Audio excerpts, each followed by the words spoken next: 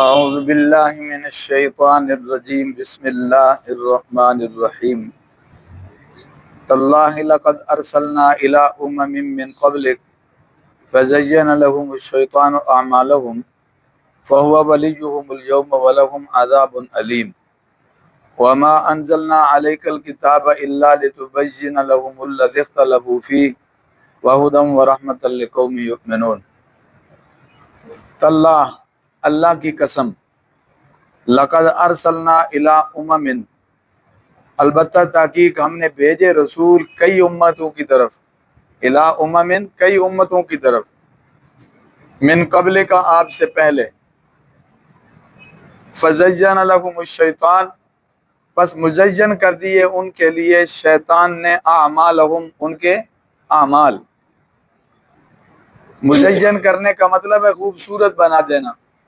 وسوسہ دل میں ڈالنا کہ یہ ٹھیک ہے، یہ صحیح ہے، تو یہ ہے مزین کرنا۔ فَهُوَ وَلِيُّهُمُ الْيَوْمَ پس وہی ان کا ساتھی ہے آج کے دن بھی، پس وہی ان کا ساتھی ہے، ان کا دوست ہے آج کے دن بھی۔ وَلَهُمْ عَذَابٌ عَلِيمٌ اور ان کے لیے دردناک عذاب ہے۔ وَمَا أَنزَلْنَا عَلَيْكَ الْكِتَابَ اور نہیں ہم نے اتاری آپ پر کتاب، إِلَّا لِتُبَيِّنَ لَهُمْ ہاں مگر اس لیے تاکہ آپ کھول کے بیان کر دیں ان کے لیے وہ چیز اختلافو فی جس میں وہ اختلاف کرتے ہیں، تاکہ آپ کھول دیں ان کے لیے وہ بات جس میں وہ اختلاف کرتے ہیں، واضح کر دیں ان کے لیے وہ بات جس میں وہ کیا کرتے ہیں، اختلاف۔ یہاں اختلاف سے مراد ایک تو توحید کا عقیدہ ہے، دوسرا آخرت کا عقیدہ ہے، دونوں حوالوں سے وہ اللہ کے کلام سے اختلاف کرتے ہیں۔ وَہُدًى اور وہ ہدایت ہے، ورحمتاً اور رحمت ہے، لقوم یؤمنون ایمان والے لوگوں کے لیے، یعنی یہ اللہ کی کتاب جو ہے ہدایت اور رحمت کا ذریعہ ہے ایمان والوں کے لیے۔ توجہ فرما لیں، مشرکین و منکرین کو متنبہ کیا جا رہا ہے کہ تم آج اللہ کی کتاب کو اور اللہ کے نبی کو ٹھکرا رہے ہو اور عقیدہ توحید اور عقیدہ آخرت کا انکار کر رہے ہو، کہ اللہ کے ساتھ اوروں کو شریک بھی کرتے ہیں اور مرنے کے بعد جی اٹھنے کا عقیدہ بھی نہیں ہے۔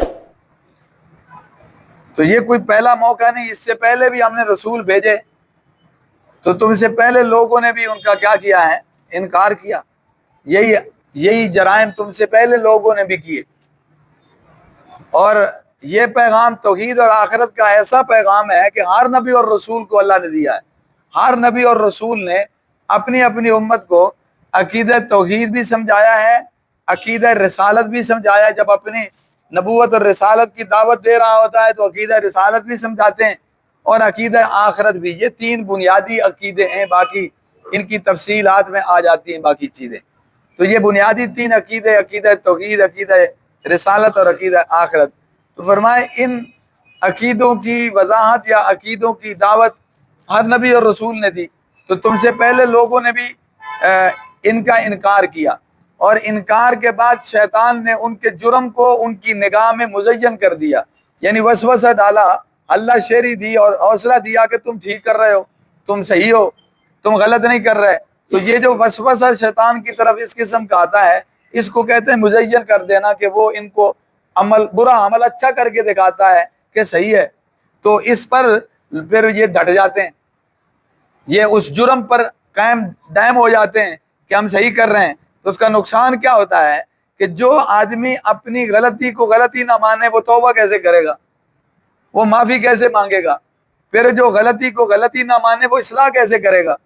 تو گویا یہ سارے دروازے خود بخود بند ہو جاتے ہیں کہ جب شیطان ایک جرم ان کی نگاہ میں مزین کر کے دکھا دیتا ہے اور وہ اس وسوسے پر مطمئن ہو جاتے ہیں اور اس سے حقیقت سمجھنے لگ جاتے ہیں کہ ہم واقعتاً صحیح کر رہے ہیں، تو اس کا نتیجہ یہ نکلتا ہے کہ وہ پھر اللہ کے کسی نبی اور رسول کی بھی بات ماننے کے لیے تیار نہیں ہوتا اور اس کا انکار کر دیتا، الٹا اصرار کرتا ہے کہ میں صحیح کر رہا ہوں، اور لوگوں کو بھی اس کی کیا دیتا ہے، دعوت دیتا ہے۔ تو فرمایا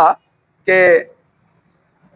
یہ کوئی پہلا موقع نہیں ہے کہ تم لوگوں نے ایسا کیا، تم سے پہلے لوگوں نے بھی ایسا کیا اور آج بھی شیطان ان کا ساتھی ہے۔ اگر شیطان ناکام ہے تو وہ بھی ناکام ہے، شیطان ہلاکت میں تو وہ بھی کیا ہے، ہلاکت میں ہے۔ تو جو انجام شیطان کا ہوگا وہی انجام ان کا بھی ہوگا، کیوں؟ اس لیے کہ یہ شیطان کے پیچھے چلے ہیں۔ تو فرمایا کہ ہم نے آپ پر کتاب اس لیے اتاری تاکہ آپ انہی مسئلوں کو کھول کے بیان کریں، جو مسئلے جو باتیں شیطان نے ان کی نگاہ میں مزین کر دی ہیں۔ تو لہذا عقیدہ توحید کو بھی آپ واضح کریں، عقیدہ رسالت کو بھی اور عقیدہ آخرت کو بھی۔ تو رسول اللہ صلی اللہ علیہ وسلم پر اللہ نے آیات اتاری، آپ نے وہ آیتیں کھول کھول کر کیا کی ہیں، بیان کی ہیں اور لوگوں کو سمجھایا ہے۔ کیوں؟ اس لیے کہ اللہ نے یہ کتاب اتاری اس لیے ہے کہ یہ ہے ہی ہدایت کا ذریعہ، رحمت کا ذریعہ، لیکن ہدایت اور رحمت اسے حاصل ہوگی جو اسے مانے گا، جو ایمان لائے گا تو وہی اس ہدایت سے رہنمائی لے سکے گا اور اس رحمت سے وہ مستفید ہو سکے گا جو اس کو تسلیم کرے گا۔ جو ایمان نہیں لائے گا تو قرآن تو اپنی جگہ پر ہدایت اور رحمت ہے، مگر جو ایمان نہیں لائے گا اسے کچھ بھی حاصل نہیں ہوگا۔ آ جائے گی سمجھ میں بات؟ یہ اللہ سمجھ نصیب کرے، اللہ ملک توفیق۔